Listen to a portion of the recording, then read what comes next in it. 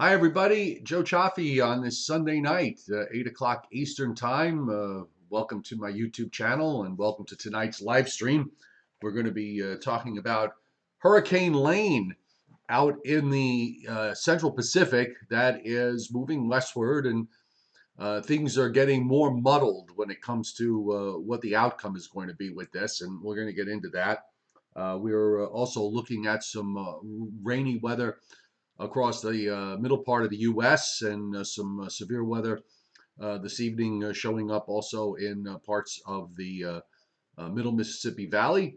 And we're going to look at the long range, which is pretty interesting, I think, because if you're looking for a nice, cooler, dry air mass to come in to the eastern part of the U.S., and for that matter, a large area east of the Mississippi, and even parts of the areas in the northwest of the Mississippi, you're going to actually see that as we move through the week. So as was described here on the chat from the get-go, bad pool day, bad beach day, bad hair day, and I just kind of summarize it as a bad everything day. We had a lot of clouds here all day long. Actually, it wasn't until about an hour or so ago that a couple of rain showers suddenly popped up. Charlie Baker, you haven't seen the grass so green in August at Pennsylvania.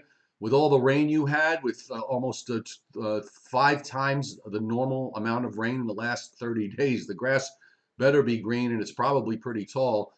I have to tell you, I mean, I've had to do very little watering, which is good because that saves on the water bill for sure. Johnny Quest, who knows all too well what wet weather means in the Blue Ridge Mountains this summer, on board tonight. Good to see you here. And you had two more bad days there, I guess, with more showers. When that front comes through on Wednesday, you're going to really enjoy the end of the week with the lowering dew points and no rain getting into the forecast.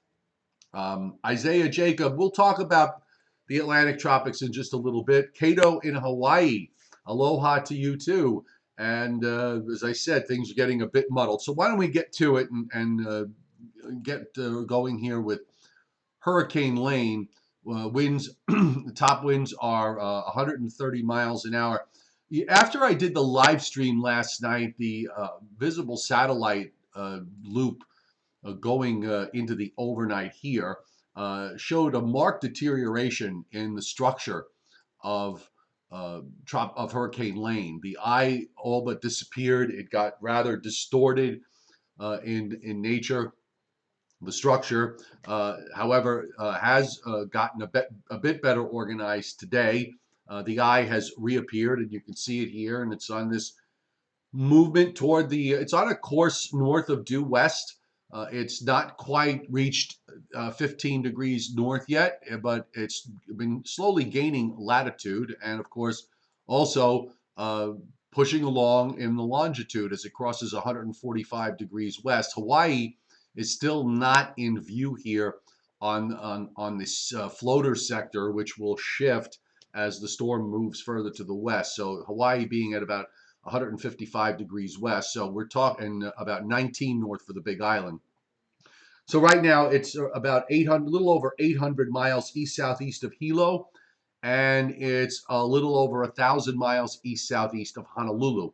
130-mile-an-hour winds on the advisory, so it's basically sitting right at Category 4 status, or right on the border of 3 and 4. And it's what it does strength-wise from here remains to be seen.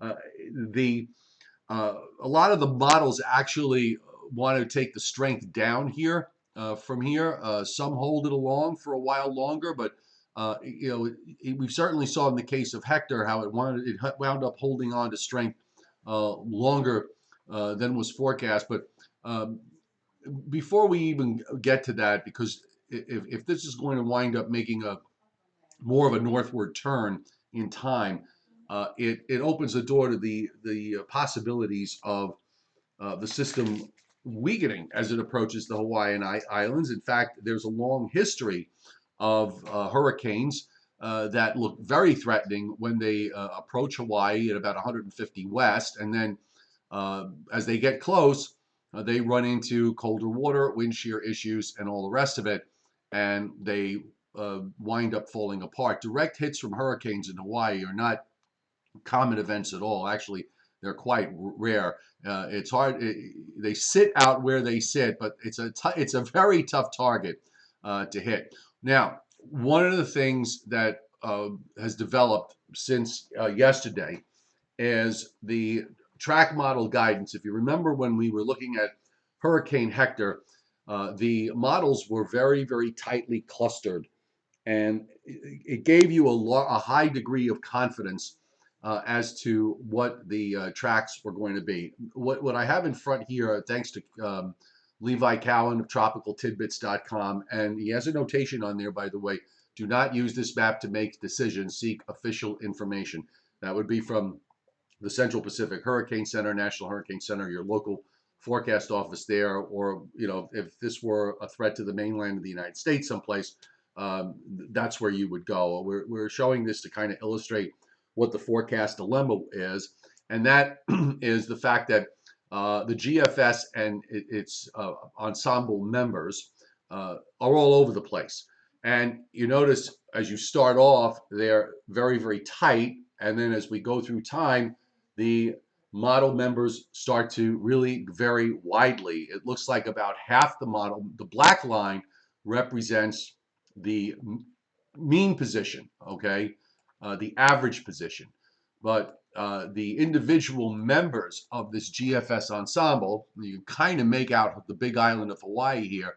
It looks as if half the members go northwest of the mean track and bring it very close to the Hawaiian Islands, and half of them go south of the mean track and take it well to the south and east of the Hawaiian Islands. The hurricane tracking models are not that different, really. You do now have a cluster of them that bring them over or just barely to the south of the Hawaiian Islands, and then there's kind of a gap, and then you have a whole bunch of them that continue this track, basically north of west and then more west northwest, and take it well south of the big island of Hawaii by well over 200 miles, and probably more like 250 miles south of Honolulu. So, what is the issue here? And it's, as always with these things, pretty complicated. I've got the late afternoon GFS upper air here to illustrate, and we're looking at the entire Pacific Ocean. The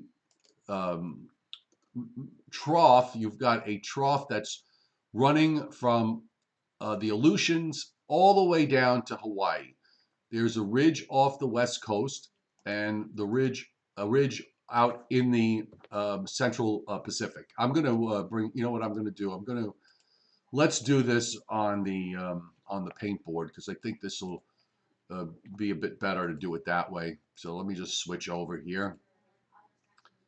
And where are we? With the window capture. So everything it winds up being a lot of steps here, folks. But okay, so here's the map. I'm going to do a little drawing on it so you can kind of follow along why things are so difficult.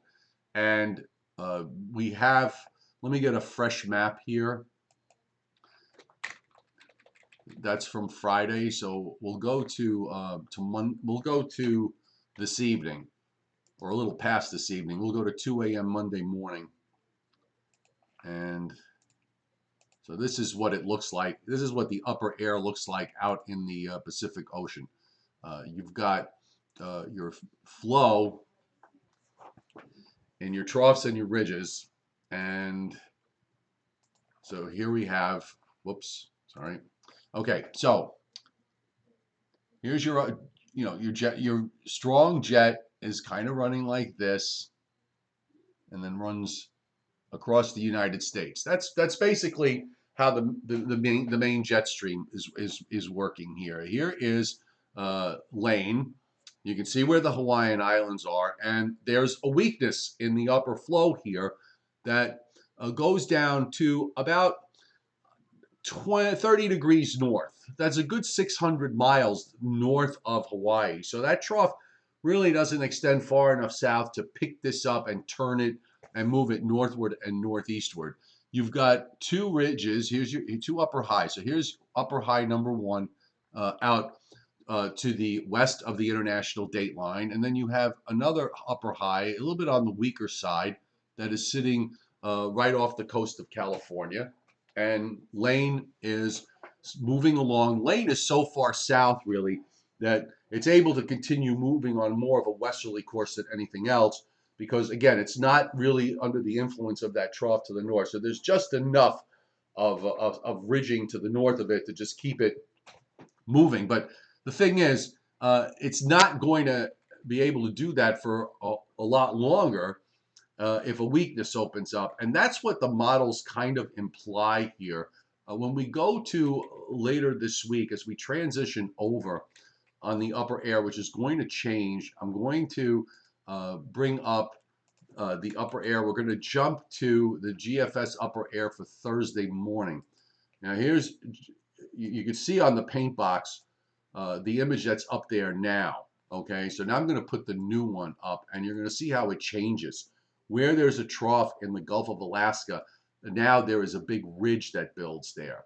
The problem is that on the GFS anyway, we have an issue. The problem is that on the GFS model run, the southern end of that upper high, I'm drawing in the mean jet stream flow across the United States. Here's a trough in the east, by the way, which we're going to talk about a little later. You've got a trough out in the Pacific that's kind of lined up along the international date line, but your basic flow is across the Pacific. The mean troughs are there. Here's your ridge. Okay, so here's your upper high. Now, that's where we had a trough for tonight, so it's going to be replaced by a ridge. The problem is that on the GFS anyway, that upper ridge is pretty far to the north. It's not built down far enough south. The ridge that's off the Pacific coast kind of weakens a little bit and shifts into New Mexico and Texas. So there's an opening here. There's an opening for Lane to basically try and make a turn more toward the north. Where the models differ is the strength of this upper high and the position of this upper high. I think, that is really going to be key. And the model that illustrates that difference best, I believe, is the European. The European has a bit of a different look to it. It sort of has a similar idea, but there are subtle differences in how the European sees the Pacific, the Central Pacific, and the primary difference is in the strength of this upper high, because the European has this upper high a little bit further to the south. It has it built down a bit further to the south. And you can see the flow is kind of like here. That's sort of the base of the ridge there.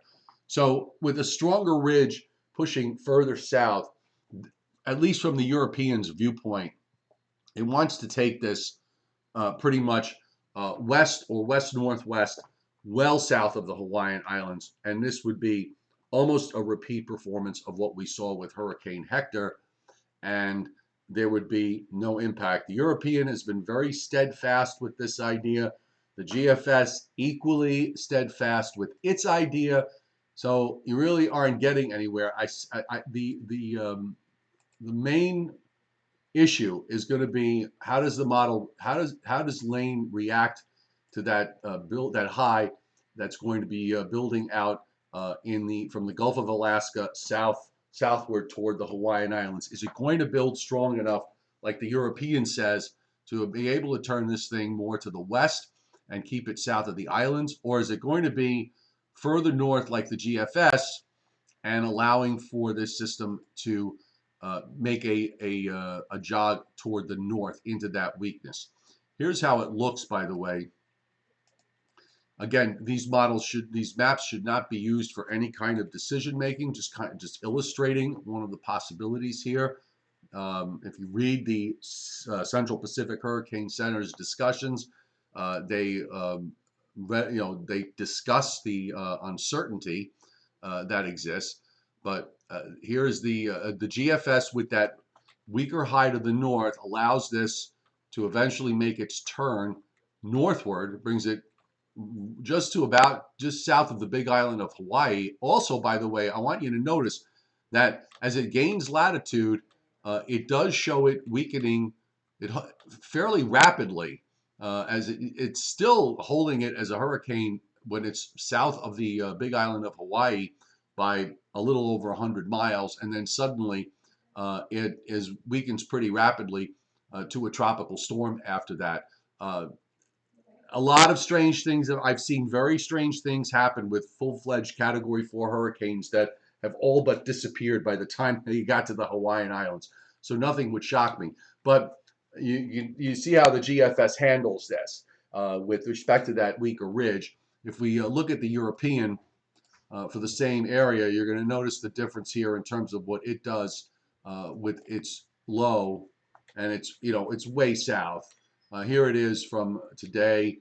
Here's Monday, Tuesday, Wednesday, Thursday, Friday, Saturday. I mean, it's not even a close call. It's way south. This is another hurricane, by the way. When you look at it on the bigger satellite loops, it's not that large. Hector was not a large hurricane, and neither is this one. So you're going to have to get inside that core in order to experience any kind of gales, and that is going to be that would only happen if the GFS model is correct in terms of how it reacts to that ridge. So a lot here to ponder going forward with those of you that might be watching from Hawaii. Your local forecasters, they know your area best. I don't. I was in Hawaii many years ago. I don't. I'm not familiar with the climate and the climatology there. So you defer to your local experts and your local meteorologists. The Central Pacific Hurricane Center in Honolulu. They're going to have the best information about this, and we'll have to just wait and see how Lane reacts over the next couple of days, and what it winds up doing. I want to show you the just to show you the intensity model here,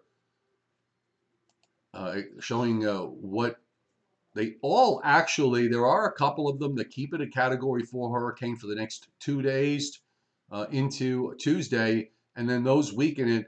And then there are a few that kind of hover it, but the majority of these models actually show a gradual weakening that goes on through day 5. Most of them have it still at least as a minimal hurricane, and then after that, most of them weaken it down to tropical storm strength. And by the way, notice that there are some that kind of show what the GFS does, which is, they have it from a Category 2 hurricane at 120 hours, and it weakens it to a tropical depression 12 hours later. That seems awfully fast to me, but it does at least illustrate that there is going to be a negative impact to the strength of the storm as it approaches the Hawaiian Islands, or at least there should be, based on climatology, based on the Pacific Ocean water temperatures, which near the islands are cooler than they are down at 15 degrees north. We still have wind shear issues. There's been, upper air winds are still a bit on the strong side. They haven't really been able to take the hurricane down in terms of strength yet, but they may eventually start to take their toll on Lane. So we'll, of course, be discussing this further. I have a website post up that you can take a look that goes into this a bit more, and that's at meteorologistcioffi.com. And of course, we will be talking about this front and center, I'm thinking, for the next couple of days. The next thing I want to talk about is, let's go to the weather back home, because we do have some changes that are coming. And I think for those of you who want a nice break and get into some Canadian air and maybe lower the humidities in a significant way, that is coming. All the models have it. I've got the upper air of the European to start off with, and then we'll switch over to the GFS. We, of course, have, we had this front that moved through here in the Northeast yesterday. That is actually getting pinned to our south and comes back up as a warm front on Tuesday. Moves through, cold front moves through on Wednesday, and then you got this nice deep trough that runs right down Hudson's Bay, James Bay, into the Great Lakes and then swings around to the northeast. Actually, what the runs have been doing is showing a stronger trough moving northeastward. So this reinforces the notion that the shot of dry air that's coming down is going to be fairly significant. After that, it lifts out. We do get this sort of east-west ridge that builds from the Atlantic, from Bermuda back into the southeastern, into the Gulf states there, but it's a flat ridge.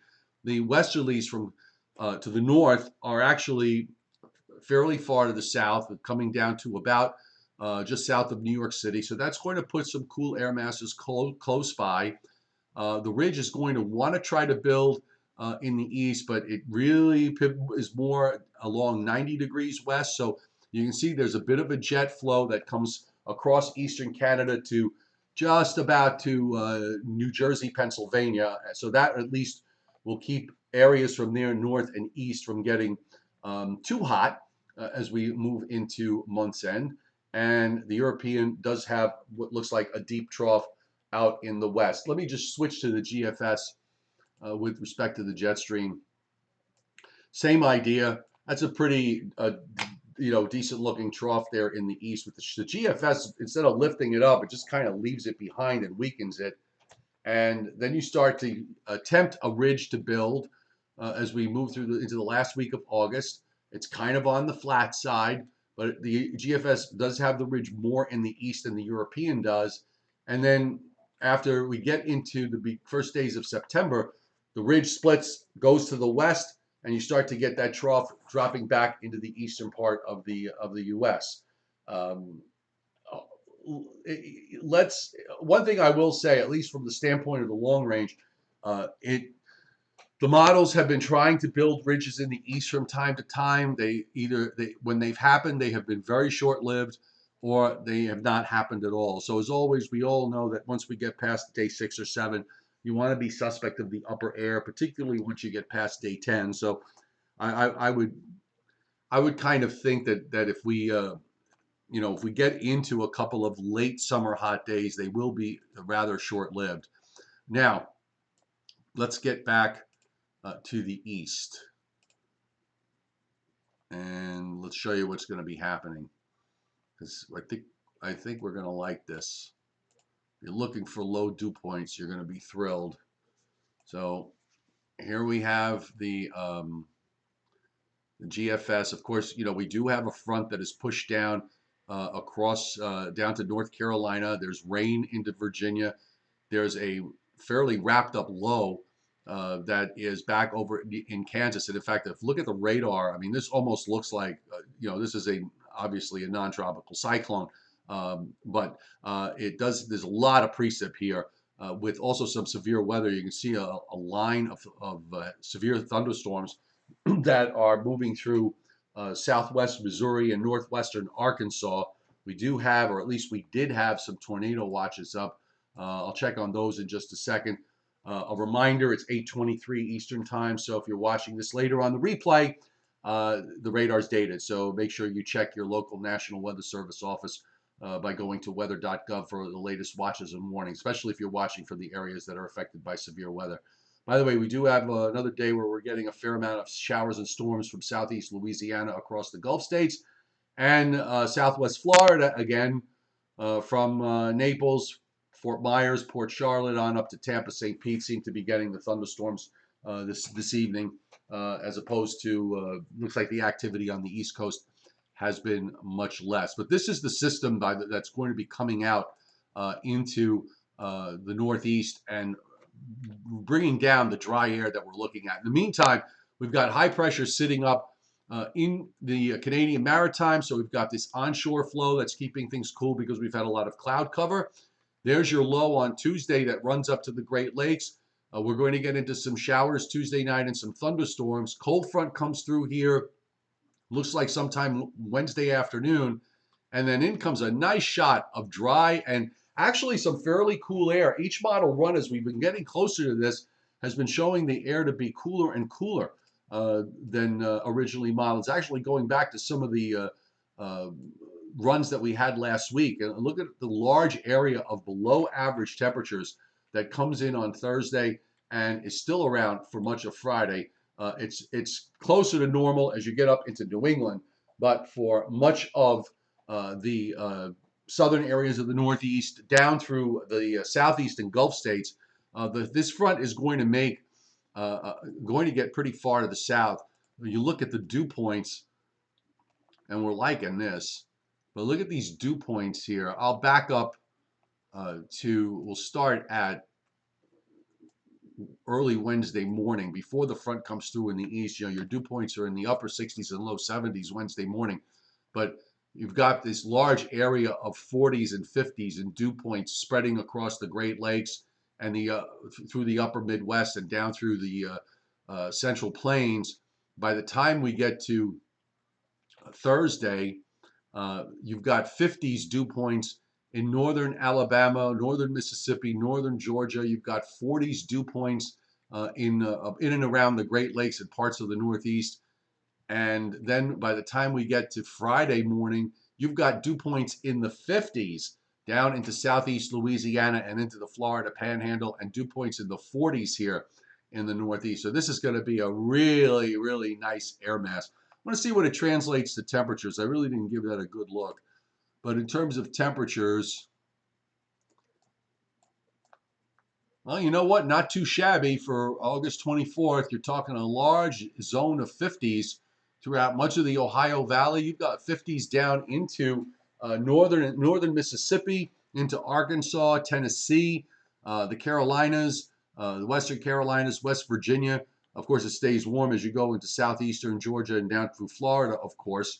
But obviously, it's the dry air is never going to make it down there. But this is a pretty significant push for this time of year to see dry air that far to the south. Let's go back to. Let me get rid of this. I want to just go back to some of the severe weather that's going on tonight. So just give me 1 second here. I'm going to make myself small. So here's our severe weather that's going on tonight. We do have a tornado watch, as we said. That's the red box area from the Storm Prediction Center that covers northwestern Arkansas and looks like most of southwestern Missouri. That is inside an area of marginal to slight risk, and that is it as far as the risk area for severe weather goes. And I'll bring up, I believe this is going to be tomorrow's. Let me just make sure I got the right. Yeah, this is tomorrow's risk area.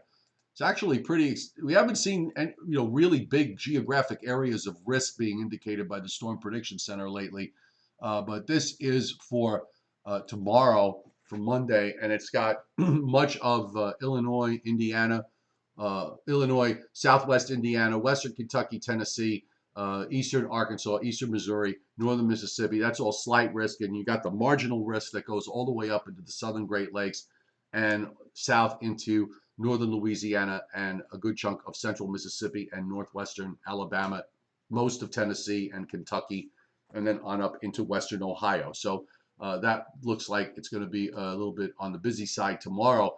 Judging from the dynamics, I wouldn't be surprised if there winds up being a fairly let's call it a robust outbreak of severe weather come tomorrow. And then Tuesday, that area shifts further east into the central Appalachians and probably into western PA. And from there, perhaps shifting eastward. But I'm thinking that I'm not sure yet in terms of what its impact severe weather-wise would be for the Northeast.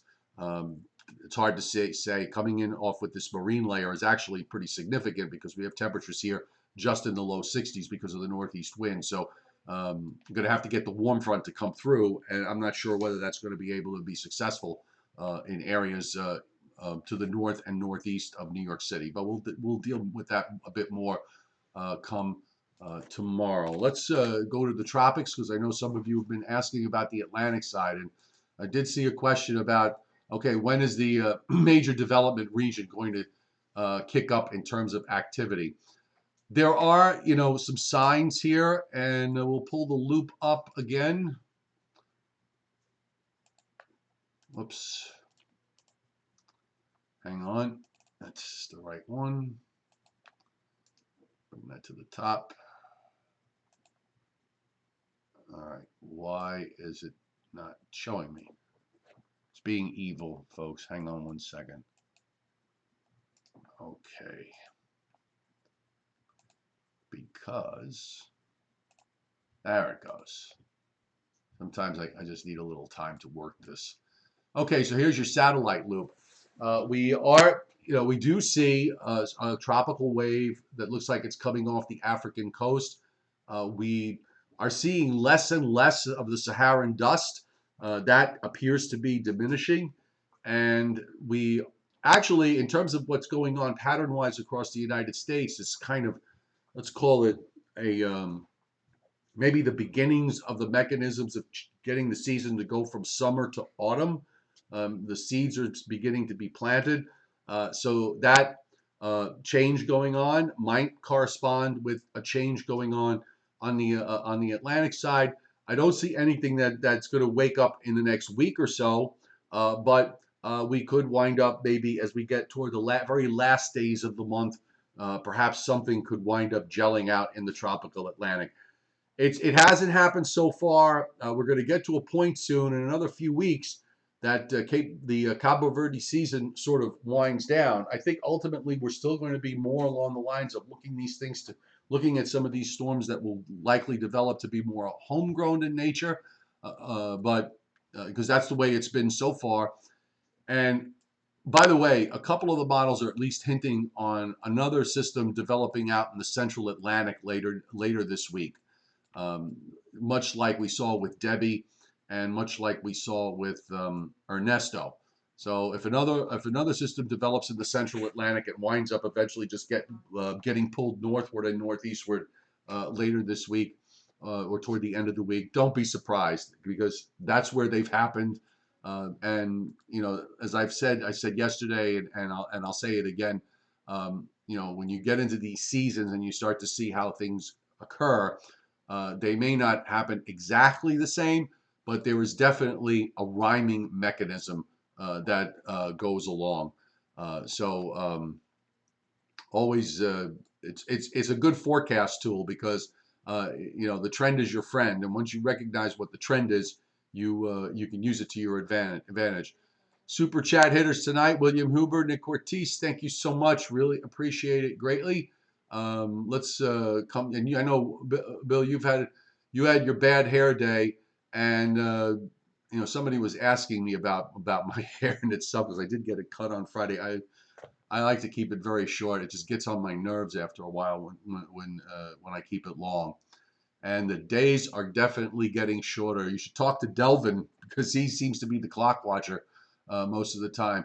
Hi to Mirtha Gunter, Cato in Hawaii. If you're still on, I'd be curious as to what kind of coverage you're getting with regards to Hurricane Lane. I'm guessing that they're probably at least talking about it at this point. But I'm just kind of curious. I'd enjoy your perspective since you are out there.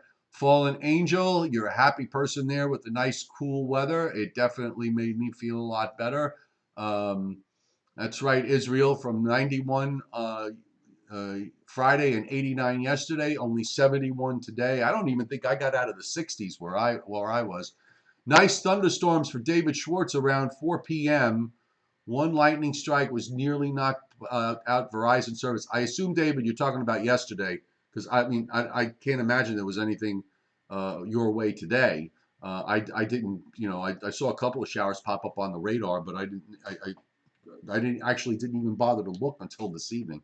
But let me know. That this was up at the New York Renaissance Fair. Oh, so that today or yesterday? Let me know because there were some storms that rolled through yesterday. Okay, let's see. Nick, you want it bright and sunny. It's probably going to have to wait till Thursday, okay? Let's see. Love fertilizing, seeding, gardening, sweating profusely. It's a lot easier to do it now.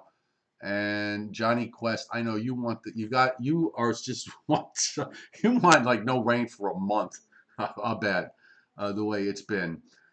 Dio Nan Kumar, good to see you here. Cullen, humid in northwest New Jersey, but the lack of heat was a nice change of pace. Totally agreed. it was kind of welcomed here. And we're going to have a similar day tomorrow, although I think tomorrow we might be able to at least break the sun through a little bit in some places. Uh, okay.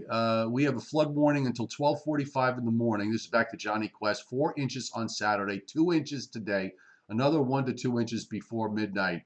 When your break is coming, Wednesday, okay? After that front goes by. Snowfin21, looking forward to seeing me on Channel 11 next weekend. Yes, I will be there next Saturday and next Sunday at 5 o'clock and at 10 o'clock. So if you're in the New York area, and I think, we're on various cable systems elsewhere and on satellite dishes in some places, and you can find me online too at pix11.com, and you can certainly watch. Anthony, or you want to make a small correction, just make the correction, Anthony. You don't have to ask, just go right ahead. Um, 88 in Charleston, South Carolina. You didn't get to 90 today. Nice. That was yesterday. I thought so, David. I couldn't imagine it would have been today. Any rain for San Bernardino, California in the next couple of weeks? Asks Abacus. Let me look for you, okay? I honestly, I didn't see anything. Uh, but sometimes, I don't always look. Let's just say I don't always look as close as I should. But let's. I'm going to look at the precip here. Well, certainly doesn't look like anything. The only. I mean, sometimes I know you guys do get those low clouds that come in from off the ocean, and you wind up with light, very light rain or drizzle that develops out of it. But I can tell you that at least over the next 10 days, except for extreme Northern California and extreme Southeastern California, where there'll be some monsoon action, not a drop of rain for the next 2 weeks, the way the GFS has it.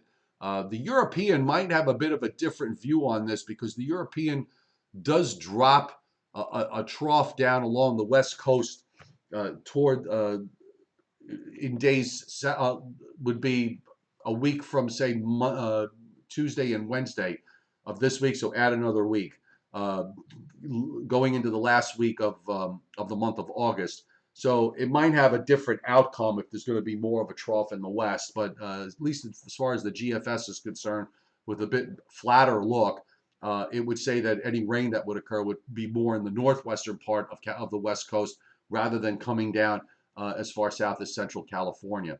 At least, again, that's the way it looks at the moment. But there is some model conflict there. All right, Anthony says Hurricane Lane has winds max sustained of 125 miles an hour, Category 3.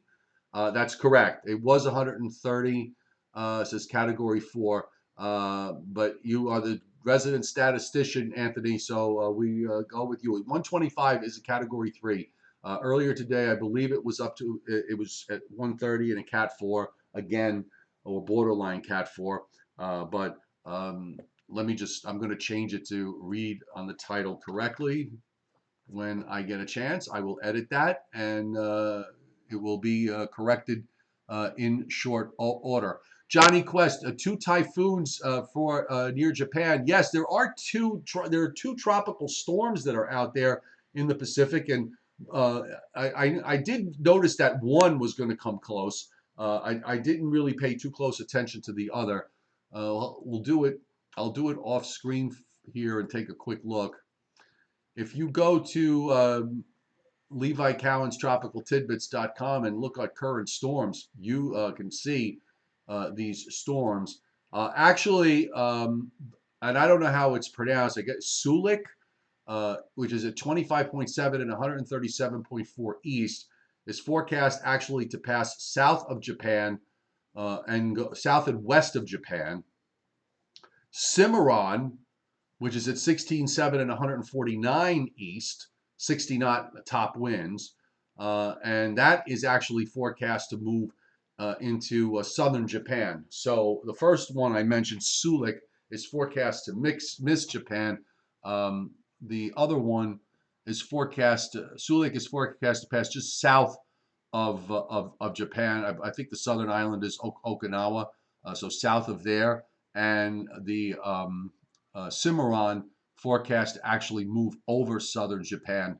I'm trying to see what the date period is. So that would be Monday, Tuesday, sometime like late Wednesday or early Thursday, based on what we're looking at here. So it's definitely one in a close call with the other, that's for sure. Um, Captain Charisma, Hawaii isn't in the cone of uncertainty. That is correct. Based on the National Hurricane Center's official forecast, it is not. It is their track is clustered a bit, more with the southern model, the models that take it south of the islands. And I have to tell you, based on what we saw with Hector, and based on the idea that that ridge could wind up being stronger, I think I would favor the Europeans' idea of moving it along to the west or west northwest. It's going to have to start gaining some northern latitude in order to be a serious threat to Hawaii, and it hasn't really done that yet. So, it's got to get up to about 17, at least up to 17, 17 and a half degrees north, to make it a close call. And also remember, it's a small hurricane, so you're not talking. You're going to have to be, with at least you're going to have to be inside of 100 miles in order to see some impact here. So it's threading a needle and hitting a very very small target, as I mentioned to you in your comment I did respond to from yesterday. Um, you want Isaiah, you want to cool down 60s and 50s into Charleston? Well, that's going to be a little bit tough. Some of that drier air is going to probably make it to your west. I would think the dew points might be able to come down a little bit toward the end of the week, but I'm guessing here. I'll look real fast off screen. And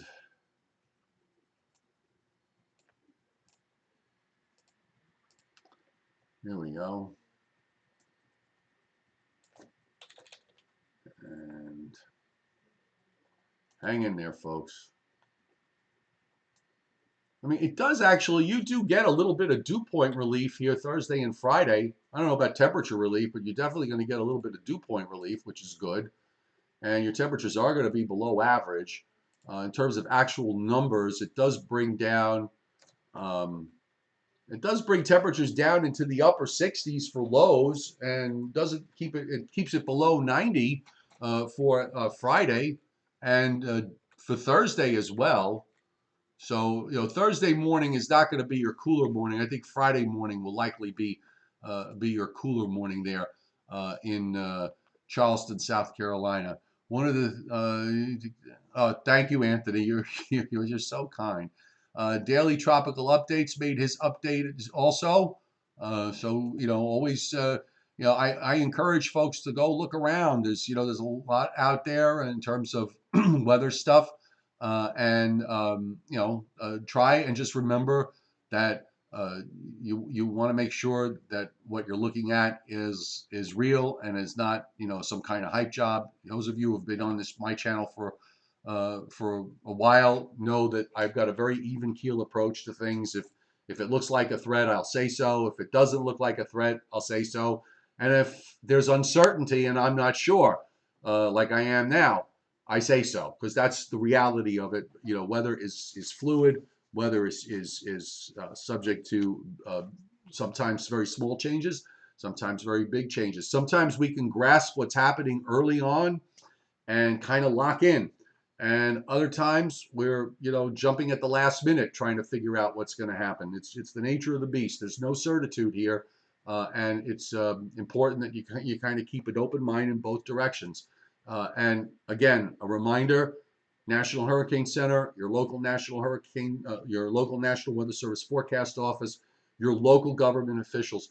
Those are the go-to places as far as getting the information that you might need, and if the situation ever occurred where you had a hurricane threatening and you need to make some kind of decision. Those are your go-to places. All I can do here is kind of give you a description of what's going on and what I think the outcome is going to be.